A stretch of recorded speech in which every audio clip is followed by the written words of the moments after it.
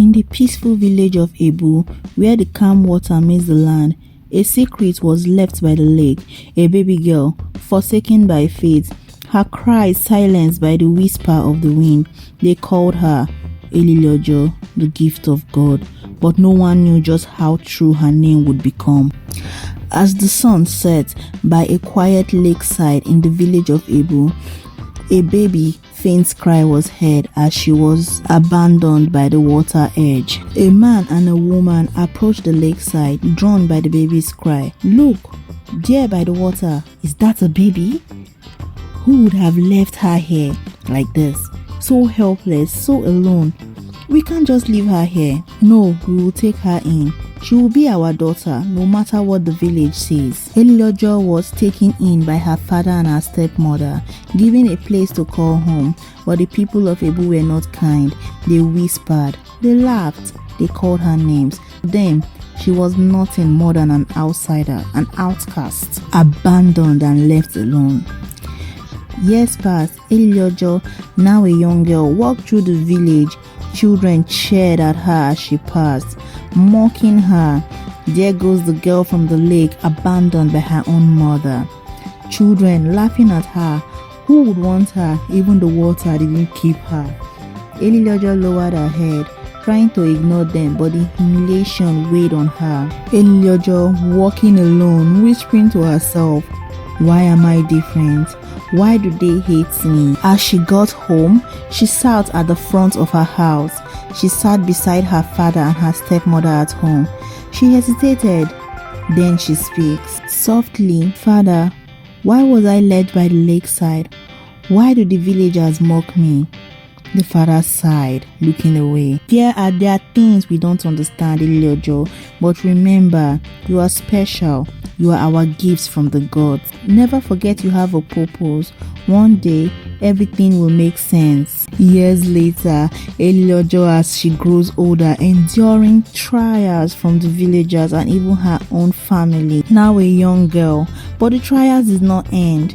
Her journey was one of pain, of struggle, and of constant rejection from the villagers, from friends, and even from those closest to her. Yet there was something deeper, something even Elileojor did not know, her true identity. Now, the village of Ebu has been at war with the neighboring village over some dispute they could not resolve, the village of Ila. A tense conversation among village elders as they discuss the ongoing war with their neighboring village, Ila. The war with Ila has lasted for years. There is no end in sight. We cannot continue like this. Our people are suffering. But how can we make peace? The wound runs deep. As the elders were deliberating, they were informed about an uninvited visitor. Surprised, a mysterious visitor arrived in the village of Ebu. He is dressed in royal robes and the elders gathered around him. "I seek a child. She was born under the sign of the crescent moon and left by the waters. She is the lost princess of Ila, taken from us when she was just a baby." A princess? Here in Ebu, we have no royalty, only simple folks. Look closer. The child is the key to ending the war between our kingdoms. Only her return will restore peace. What does one child have to do with this war? She is destined to marry the prince of Ila. Uniting the two kingdoms, she will bring balance and end these conflicts. Elileojor, now a young woman, was having a serious confrontation with her stepmother. The argument was heated. Elileojor angrily told her stepmother, "Why did you take me in? Why did you never tell me the truth? I am being mocked and ridiculed everywhere I go." The stepmother tearfully, "We didn't know. We only want to give you a chance. We don't know who you really are. We're only trying to give you a better life. You were left by the lakeside, not by accident. You were hidden to protect you from those who wanted to destroy your family." Suddenly, there was a knock on the door. Wondering who it was, they opened the door. The visitors entered their home, bowing before Elileojor. Elileojor, being very confused and wondering if she was dreaming. The visitors said, "The time has come to reveal who you truly are. Confused, she said, "Who am I? What are you talking about?" The visitor knelt down before her. Elileojor, shocked even more than she was. "You are the princess of the kingdom of Elah, destined to rule and restore balance to our land. Your people need you." Elileojor stunned. "A princess? But I'm a nobody. I'm just a girl from the lake. You are the gift of God." "Elileojor, your destiny is far greater than you know. You are the lost princess of Elah. Your people need you now more than ever.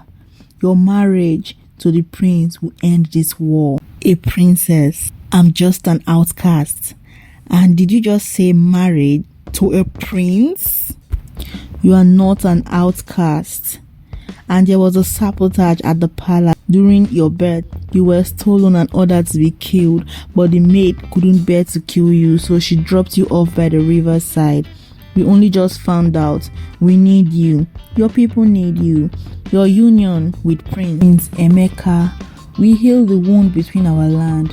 Without you, both kingdoms will fall." Elile was taken aback. "Me? Marriage?" She looked at her parents, who smiled at her.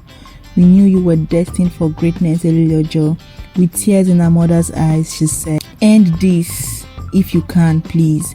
They both hugged each other and cried. Elileojor is taken back to Elah.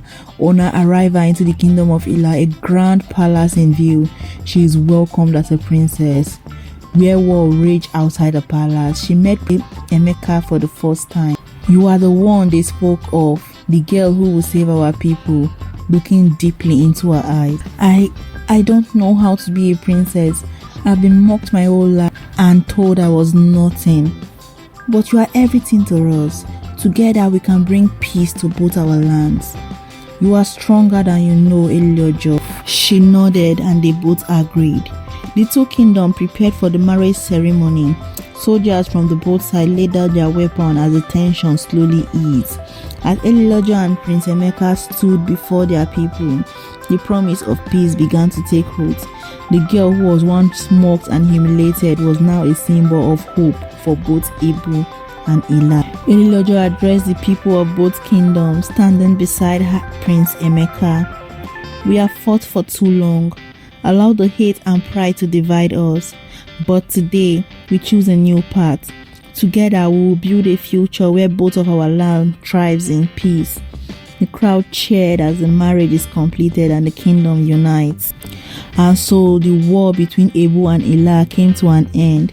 Elileojor, the girl once abandoned by the lake, had fulfilled her destiny, not as an outcast, but as a queen who saved two kingdoms. Her legacy forever etched in the hearts of her people. Elileojor, days later, and her husband, Prince Emeka, standing on the balcony of the palace overlooking the peaceful lands. "You were rightly called the gift of God," said her husband. "You brought peace where there was once only war. I was never just the girl from the lake. I was always more. I just needed to believe it."